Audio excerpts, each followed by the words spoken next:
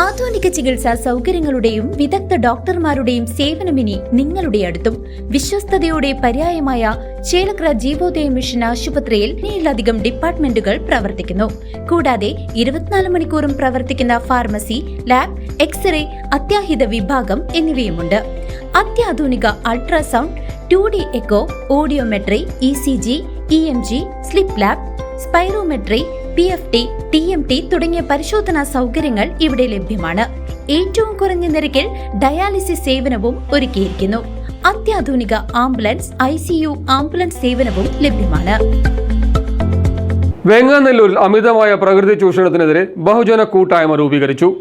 കരിങ്കൽ ഖനനം മൂലമുള്ള ദുരിതത്തിൽ നിന്നും ഗ്രാമത്തെ രക്ഷിക്കാൻ പ്രകൃതി സംരക്ഷണ സമിതി പ്രക്ഷോഭത്തിന് ഒരുങ്ങുകയാണ്.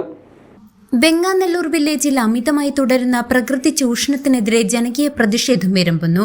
നിയമങ്ങളെയും മാനദണ്ഡങ്ങളെയും കാറ്റിൽ പറത്തിക്കൊണ്ട് പ്രദേശത്ത് വ്യാപകമായി നടക്കുന്ന കരിങ്കൽ ഖനനം ഗ്രാമത്തിന്റെ പരിസ്ഥിതി സന്തുലിതാവസ്ഥയെ തകിടം മറിക്കുന്നതായാണ് നാട്ടുകാരുടെ പരാതി.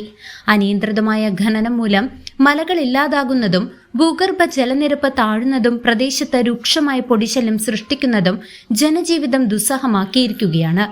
കരിങ്കൽ കോറികളിലെ സ്ഫോടനം മൂലമുള്ള പ്രകമ്പനം പ്രദേശത്തെ നിരവധി വീടുകൾക്ക് വലിയ തോതിൽ നാശനഷ്ടങ്ങൾ വരുത്തുന്നതായും നാട്ടുകാർ ആരോപിക്കുന്നു. ഈ ദുരിതങ്ങൾക്ക് അടിയന്തര പരിഹാരം കാണണമെന്ന ആവശ്യവുമായാണ് വെങ്ങാനല്ലൂർ പ്രകൃതി സംരക്ഷണ സമിതി എന്ന പേരിൽ ബഹുജന കൂട്ടായ്മ രൂപീകരിച്ചത്. പരിസ്ഥിതി നാശത്തിനെതിരെ ജനകീയ പ്രതിരോധം തീർക്കുന്നതിന്റെ ഭാഗമായി ചേർന്ന യോഗത്തിൽ സമിതിയുടെ ഭാരവാഹികളെ തെരഞ്ഞെടുത്തു. ചെയർമാനായി ഗോപി ചക്കുന്നത്തിനെയും വൈസ് ചെയർമാനായി കുട്ടി നാരായണനെയും തിരഞ്ഞെടുത്തു. വിനോദ് പന്തലാടിയാണ് ജനറൽ കൺവീനർ. അശോകൻ കൊട്ടാരമഠം സെക്രട്ടറിയായും ശ്രീകാന്ത് മുണ്ടക്കൽ കോർഡിനേറ്ററായും പ്രവർത്തിക്കും. ഗ്രാമത്തിന്റെ സ്വാഭാവിക പ്രകൃതിയെയും ജനങ്ങളുടെ ജീവനും സ്വത്തും സംരക്ഷിക്കുന്നതിനായി വരും ദിവസങ്ങളിൽ ശക്തമായ സമര പരിപാടികളുമായി മുന്നോട്ടു പോകാനാണ് സമിതിയുടെ തീരുമാനം. CCV news, Chelakkara.